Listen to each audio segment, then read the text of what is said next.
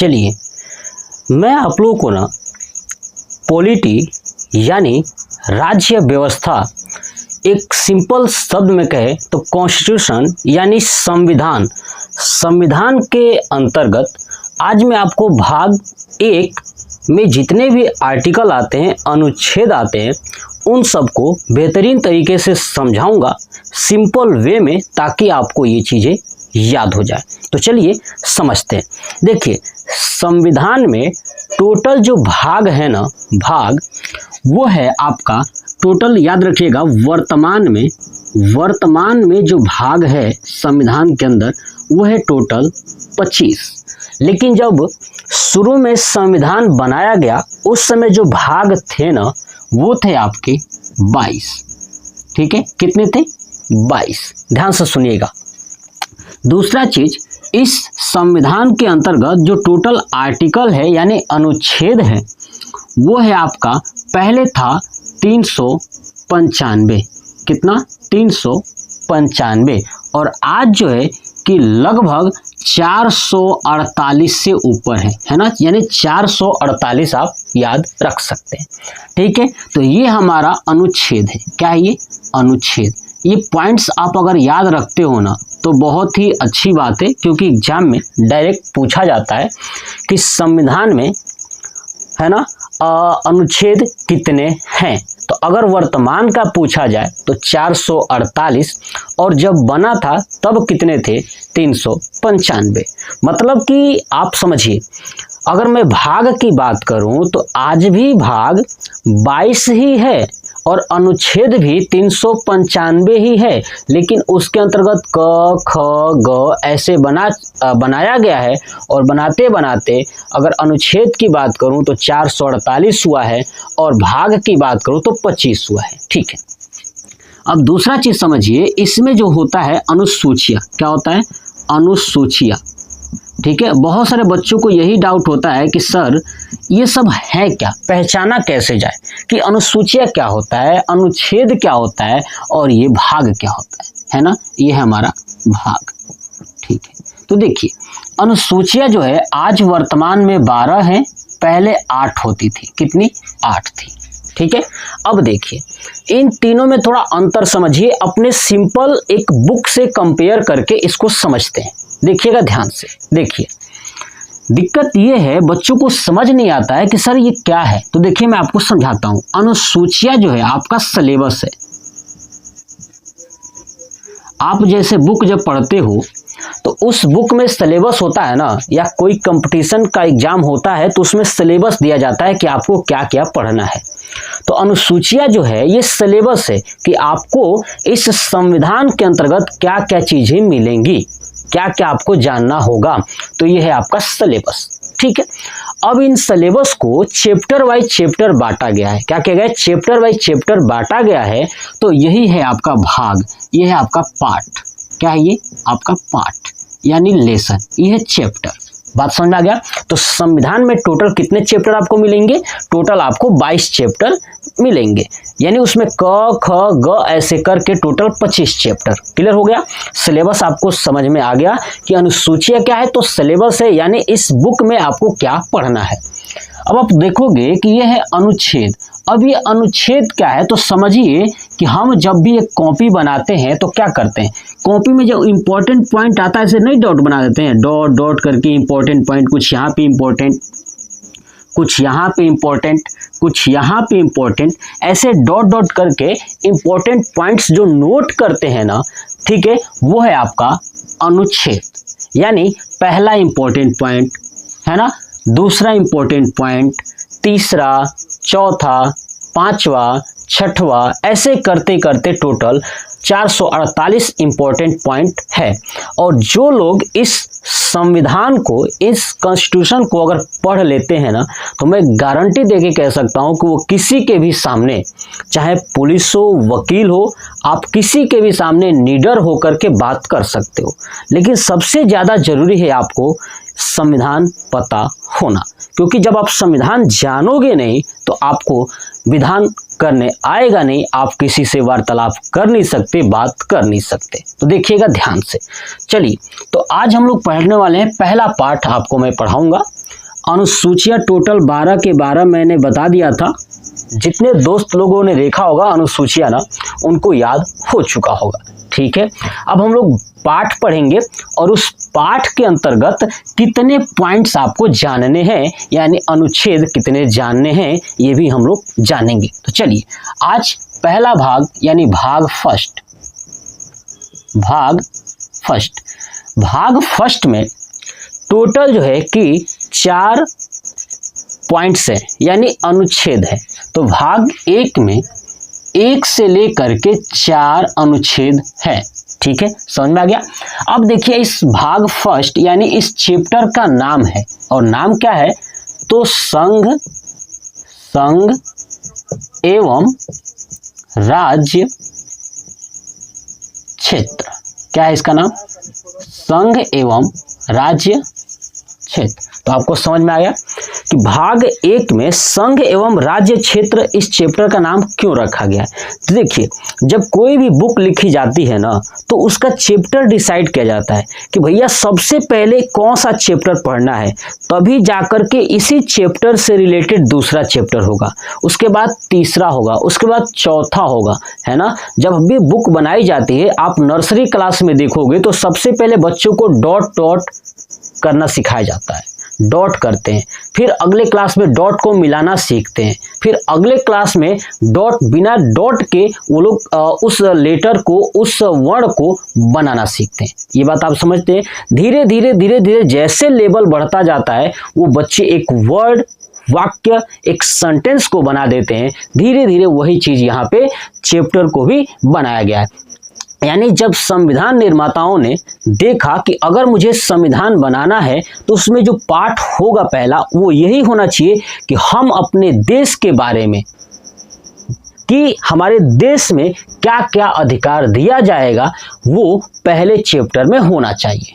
ठीक है, और इसी के बाद जब दूसरा चैप्टर आएगा, उसमें यह कहा जाएगा कि देश में जो लोग हैं, है ना, उनको क्या क्या अधिकार देना चाहिए। ये बात आप समझ में।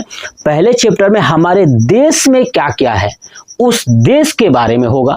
दूसरे चैप्टर में देश के अंदर रहने वाले लोगों के बारे में होगा, यानी नागरिक के बारे में होगा। ठीक है, तो समझिए। देखिए, तो संघ एवं राज्य क्षेत्र, यानी आप इसमें जानोगे कि जो केंद्र है ना, हमारा पूरा एक भारत राज्य है, और उस भारत, देखिए भारत हमारा एक देश है, हम लोग कहते हैं, ठीक है, बट भारत को संविधान के अंतर्गत एक राज्य कहा गया है। क्या कहा गया है? भारत को एक राज्य कहा गया है। ठीक है, क्योंकि बहुत सारे राज्य मिल करके, ठीक है, भारत बना हुआ है, बहुत सारे राज्यों का ग्रुप है, इसलिए भारत को राज्य के रूप में भी जाना जाता है। तो देखिए, अब इसमें पहला जो बिंदु है, पहला इंपॉर्टेंट पॉइंट, ठीक है, जिसे हम अनुच्छेद कह सकते हैं। ठीक है, ध्यान रखिएगा, अनुच्छेद। तो अनुच्छेद जो पहला कहता है ना, ठीक है, पहला ये कहता है कि देखिए, पहली बात कि हमारे देश के अंदर जितने भी राज्य हैं ना, जितने भी राज्य हैं उस टाइम थे या आज भी, वो सभी राज्य, है ना, क्या होगा, सब एक साथ रहेंगे। क्या रहेंगे? सब एक साथ रहेंगे, और सब मिला करके एक बनेगा, वो बनेगा आपका संघ। क्या बनेगा? संघ। यानी भारत के अंदर जितने भी राज्य हैं, सब राज्यों को मिला करके एक बनेगा संघ। यानी पहला आर्टिकल यानी अनुच्छेद यही कहता है कि भारत राज्यों का संघ होगा, है ना। क्या होगा? भारत राज्यों का संघ होगा। यानी अगर भारत के अंदर से कोई भी राज्य अगर ये चाहे कि हम यहाँ से अलग हो जाएं, तो ऐसा कभी हो ही नहीं सकता, अलग हो ही नहीं सकते। पहला यही कहता है कि भारत के अंदर जितने भी राज्य हैं ना, सब राज्यों को जोड़ करके पकड़ करके रखना है, पहले ही बिंदु में कह दिया है। ठीक है, अब इसमें तो पकड़ के रखेंगे, लेकिन हमारा जो है कि ये संघ यानी यूनियन, याद रखिएगा, यूनियन इंग्लिश में। ठीक है, अब दूसरी चीज कि हमारा तो भारत के अंदर जितने भी राज्य हैं, सब एक दूसरे को पकड़ कर रखेंगे, जुड़ कर रखेंगे, संघ बना कर रहेंगे। लेकिन इसी का विपरीत आता है अमेरिका। अमेरिका क्या करता है कि अमेरिका के अंदर जितने भी राज्य हैं ना, लगभग 50 के आसपास राज्य हैं, वो सभी राज्य अलग अलग हैं। क्यों? सभी राज्यों का अपना अपना एक झंडा है, वहाँ एक राज्य से दूसरे राज्य में जाने के लिए आपको पासपोर्ट लगेगा। यानी सब राज्य अलग अलग हैं और सभी राज्य जो है कि एक समझौता के थ्रू एक हैं, मतलब वो कभी भी अलग हो सकते हैं, लेकिन भारत में कोई भी राज्य अलग नहीं होगा। ठीक है, ये बात संविधान निर्माताओं ने पहले ही नोट कर दिया कि पहला पॉइंट यही रहेगा कि भारत एक राज्यों का संघ होगा, यानी भारत राज्यों का संघ होगा, कोई अलग नहीं हो सकता। लेकिन जो अमेरिका है वो अलग हो सकता है, इसलिए वो संघ नहीं है, उसको कहा जाता है फेडरेशन। क्या कहा जाता है? फेडरेशन। और हमारा कहा जाता है यूनियन। तो याद रखिएगा दोनों में अंतर क्या है। ठीक है, इसलिए आप देखोगे कि अमेरिका के सभी राज्यों का ना जो झंडा है वो अलग अलग है। क्या है? अलग अलग है। आज मैंने बताया कि सब एक समझौते के थ्रू एक हैं, जब चाहे कोई भी राज्य वहां से अलग हो सकता है। और हमारे यहाँ यही दिक्कत है कि अगर उत्तर प्रदेश चाहे, बिहार चाहे कि हम इंडिया यानी भारत से अलग हो करके अपना खुद का एक देश बना ले, ऐसा कभी हो नहीं सकता, क्योंकि पहला हमारा आर्टिकल यही कहता है कि भारत राज्यों का संघ होगा। चलिए अब जानते हैं दूसरा आपका है अनुच्छेद आपका दूसरा। ठीक है, देखिए दूसरा कहता है कि आप जो है पहले में क्या किए कि आपने राज्यों का संघ तो बना लिया। अब राज्यों का संघ बना लिए तो अब एक बात बताइए कि ये तो आप राज्यों को एक साथ जोड़ लिए, लेकिन क्या कभी दूसरा विदेशी राज्य है ना, दूसरा विदेशी राज्य अगर वो भारत में शामिल होना चाहे तो आप शामिल करोगे कि नहीं करोगे?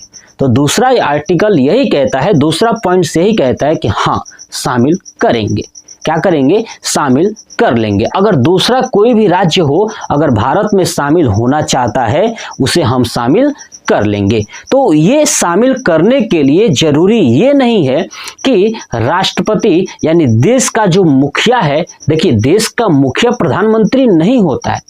ठीक है, तो देश का जो मेन मुखिया है वो राष्ट्रपति को सूचना दे करके, है ना, सूचना दे दिया जाएगा, पहले ही उनको सूचना दे दिया जाएगा। उसके बाद किसी भी राज्य को, विदेशी राज्य को भारत में मिलाया जा सकता है। तो दूसरा आर्टिकल यही कहता है कि मैं यहाँ पे समझाता हूँ, सुनिए, कि संसद को या संसद जो है कि राष्ट्रपति को पूर्व सूचना दे करके किसी भी विदेशी राज्य को मिला सकती है। बात क्लियर हो गया? समझ में आया? ठीक है, किसी भी विदेशी राज्य को क्या कर सकती है? मिला सकती है। कब? राष्ट्रपति को पूर्व सूचना देना पड़ेगा, इससे पहले आप नहीं मिला सकते। ये बात आपको क्लियर समझ में आ गया? तो दूसरा क्या कह रहा था कि राष्ट्रपति को संसद जो है कि पूर्व सूचना दे करके विदेशी राज्य को मिला लेगी। समझ में आ गया? पहला क्या कह रहा था कि भैया भारत जो है कि राज्यों का संघ होगा, यानी कोई भी राज्य अलग नहीं हो सकता है। दूसरा ये कहता है कि राष्ट्रपति को पूर्व सूचना देकर संसद जो है कि किसी भी विदेशी राज्य को भारत में मिला सकती है। जैसे 16 मई 1975 ईस्वी को जो है कि सिक्किम को क्या किया गया? भारत में मिला लिया गया। ये बात आपको याद रखना है। ठीक है, तो ये दूसरा पॉइंट था। तीसरा पॉइंट से कहता है ठीक है, आपने राज्यों को बांध लिया, संघ बना लिया, दूसरा आपने बाहर वाले को भी मिला लिया। ठीक है, तीसरा, अगर भारत के अंदर अगर कोई राज्य है, ठीक है, राज्य है या राज्य को अगर तोड़ना हो, उसका नामकरण करना हो, नया नाम रखना हो या उसकी सीमाओं में परिवर्तन करना हो तो कहाँ करोगे, कैसे करोगे? तो तीसरा पॉइंट यही कहता है कि आप एक काम करिए, जो भारत के अंदर राज्य हैं उनको भी आप जो है कि राज्यों का अलग अलग डिवाइडेशन कर सकते हैं, राज्य को अलग कर सकते हैं, एक राज्य को दूसरे राज्य में बंटवारा कर सकते हैं, उनका नामकरण भी कर सकते हैं। ये बात आपको समझ आ गया? कौन कहता है? तीसरा पॉइंट्स। तो तीसरा पॉइंट्स यही है आपका क्या चीज कि अब ये सब करने के लिए आपको राज्यों को अलग करने के लिए, राज्य की सीमाओं में परिवर्तन करने के लिए, अलग का मतलब क्या हुआ? सीमा में परिवर्तन। जैसे उत्तर प्रदेश है, उत्तर प्रदेश को आप 2 भागों में बांट दीजिए, तो ये सीमाओं में परिवर्तन कौन करेगा? तो आपका संसद करता है। और संसद जो है कि आप संसद तो समझ ही रहे हो, सब लोगों को पता है संसद क्या होता है, और नहीं पता है तो इसमें धीरे धीरे करके मैं चीजों को पढ़ाते जाऊंगा, आप समझिएगा। तो कॉन्सेप्ट समझ में आ गया कि तीसरा यही कहता है कि संसद जो है कि राष्ट्रपति को पूर्व सूचना दे करके ठीक है, क्या करेगी, राष्ट्रपति को पूर्व सूचना दे करके संसद जो है कि किसी भी राज्य का नाम या उसकी सीमाओं में परिवर्तन कर सकता है। ठीक है, वो तीसरा कहता है। तो बताइए 3 पॉइंट्स आपको समझ में आया। पहला पॉइंट्स क्या था कि भारत जो है कि राज्यों का संघ होगा। दूसरा पॉइंट्स यही था कि भारत के अंदर किसी भी विदेशी राज्य को मिलाया जा सकता है, लेकिन मिलाने से पहले जो है कि आपको पूर्व सूचना देना पड़ेगा, राष्ट्रपति को वो संसद देगा। लेकिन तीसरा ये कह रहा था कि आपने तो मिला लिया, तो तीसरा ये करिए कि भारत के अंदर जो राज्य हैं उन राज्यों का नामकरण यानी नया नाम या सीमा में परिवर्तन, ठीक है, कर दिया जा सकता है। किसके अनुसार, तीसरे के अनुसार, और इसमें भी राष्ट्रपति को पूर्व सूचना देना पड़ेगा। बात क्लियर हो गया। चलिए नेक्स्ट आता है चौथा ये कहता है कि आपने इतना तो काम कर दिया, ठीक है, लेकिन एक बात बताइए, आपने सूचना दे दिया, दूसरे और तीसरे में राष्ट्रपति को सूचना दिया, मान लीजिए राष्ट्रपति ने कहा कि हम रोक लगा देंगे, हम नहीं होने देंगे, बाहर के राज्यों को नहीं आने देंगे और भारत के राज्यों का नामकरण या उनकी सीमाओं में परिवर्तन नहीं करने देंगे। तो बाबू यही चौथा नंबर यही कहता है कि राष्ट्रपति जो है कि आर्टिकल 2 और 3 में रोक नहीं लगा सकता। राष्ट्रपति रोक ही नहीं सकते इस दोनों और 3 को, यानी 2 और 3 को राष्ट्रपति जो है कि रोक नहीं सकते हैं। यानी आप समझिए कि अनुच्छेद 2 और 3 में जो है कि अनुच्छेद 2 और 3 को जो है कि राष्ट्रपति रोक नहीं सकते हैं, ये जो है आर्टिकल 4 कहता है। मतलब एक बात यार, हमको एक चीज समझ में नहीं आया, तो फिर राष्ट्रपति को आपने रखा ही क्यों राष्ट्रपति को पूर्व सूचना ही देना है जब बेचारा रोक ही नहीं सकता। ठीक है, तो ये ध्यान रखिएगा कि चौथा यही है कि राष्ट्रपति जो है कि जो आर्टिकल 2 है और आर्टिकल 3 है उनको क्या नहीं कर सकते, रोक नहीं सकते। समझ में आ गया। यानी इनमें कुछ भी अगर संशोधन करना हो तो वो राष्ट्रपति रोक नहीं सकते हैं। ठीक है, क्योंकि ये जो है कि आपका राष्ट्रपति का जो अधिकार है वो अनुच्छेद 368 में दिया गया है राष्ट्रपति को उनका अधिकार कि आप संशोधन किसी भी चीज में कर सकते हो। तो लेकिन ये आर्टिकल 2 और 3 में राष्ट्रपति भी संशोधन नहीं कर सकते हैं। मतलब कि आर्टिकल 2 और 3 में परिवर्तन राष्ट्रपति भी नहीं कर सकते हैं और राष्ट्रपति रोक भी नहीं सकते हैं। ये 2 और 3 हो करके रहेगा, संसद कर सकती है। ठीक है, तो ये टोटल हमारा चैप्टर 1 यानी संघ एवं राज्य क्षेत्र में टोटल 4 आर्टिकल थे। चारों को मैंने समझाया और आई थिंक आपको समझ में आ चुका होगा। अगर नहीं आया है तो 2 बार देखेंगे ना तो आपको समझ में आ जाएगा। ठीक है, नेक्स्ट वीडियो में मैं लेके आऊँगा चैप्टर नंबर 2 यानी भाग 2। ठीक है, नागरिकता, उसमें समझाऊंगा कि नागरिकों के लिए कौन कौन से नियम दिए गए हैं, उनका पॉइंट कौन कौन सा है। ठीक है, तो आप मेरी बातों को सुन करके आप नोट करिएगा, लिखिएगा और कमेंट बॉक्स में अपना राय जरूर दीजिएगा। जय